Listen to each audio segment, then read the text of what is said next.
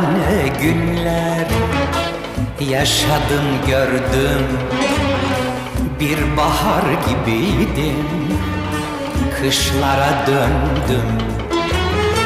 Artık her arzumu kalbime gömdüm.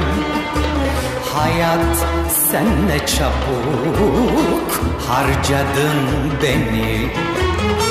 Artık her arzumu kalbime gömdüm.